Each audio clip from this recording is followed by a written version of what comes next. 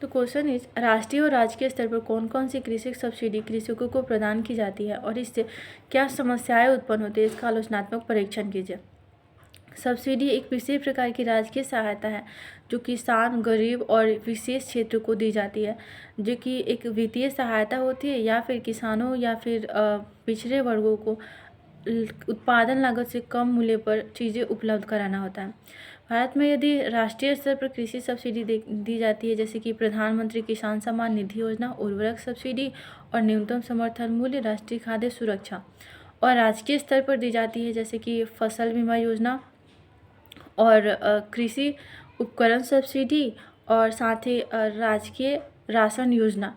ये सभी सब्सिडियाँ, कृषि सब्सिडियाँ किसानों को राजकीय और राष्ट्रीय स्तर पर दी जाती है। यदि भारत में इससे उत्पन्न समस्याओं की बात की जाए तो सबसे पहले राजकोषीय घाटा में वृद्धि होती है। वर्तमान समय में भारत के राजकोषीय घाटा बहुत अधिक बने हुए है, जिसका एक प्रमुख कारण कृषि सब्सिडियाँ भी है। कृषि सब्सिडी देने से भारत के राजकोषीय व्यय में वृद्धि होती है और व्यय में वृद्धि होती है तो उससे राजकोषीय घाटा भी बढ़ती है।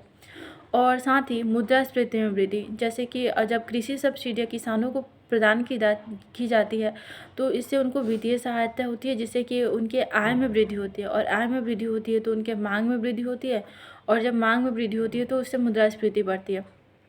तीसरा, असमानता में वृद्धि हुई, जैसे कि कृषि सब्सिडियों का लाभ सभी किसानों को नहीं मिल पाता है। इससे ये किसी विशेष क्षेत्र जैसे कि पंजाब, हरियाणा के क्षेत्रों में ही ये ज़्यादा संभव हो पाया है और सफल भी हो पाया है।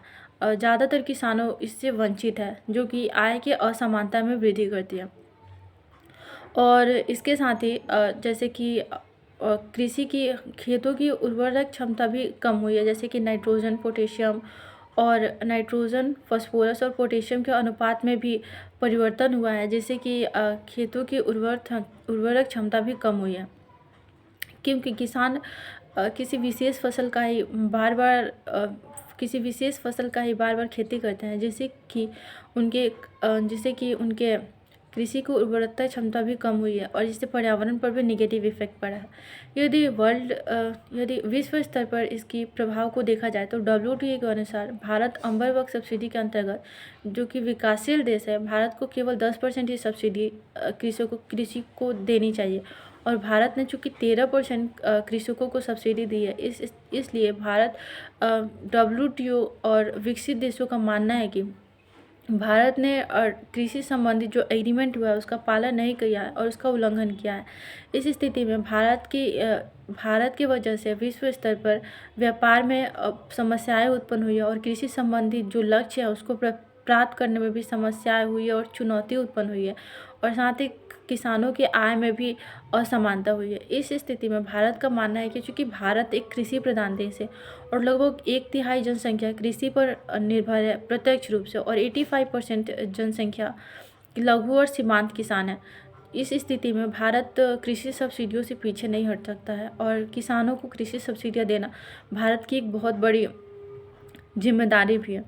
इस स्थिति में भारत को कृषि सब्सिडियाँ चूँकि इस सिचुएशन में लगातार नहीं दे सकता है, भारत को कृषि सब्सिडियाँ कम करने की आवश्यकता है, जिससे कि राजकोषीय घाटा और व्यय में भी कमी हो। क्योंकि भारत को एक लक्ष्य निर्धारित करनी चाहिए और उस लक्ष्य के अंदर ही कृषि सब्सिडियों को देकर उसे कम से कम करना भारत की जिम्मेदारी होनी चाहिए और इसके लिए एक उपयुक्त रणनीतियों बनाना चाहिए, जिससे कि किसानों को सब्सिडी अधिक नहीं देना पड़े। और किसानों को सब्सिडी देने का एक प्रमुख कारण अशिक्षा भी है, क्योंकि किसान शिक्षित नहीं है, जिसके कारण किसान का साक्षरता दर कम है और वे सब्सिडियों पर बहुत अधिक निर्भर हो जाते हैं, जिसके कारण कृषि सब्सिडियाँ अधिक देनी पड़ती हैं। यदि किसान शिक्षित होंगे तो वे अधिक उचित तरह से चीज़ों को समझ पाएंगे और जिससे कि ये समस्या ख़त्म हो सकेंगे। Thank you.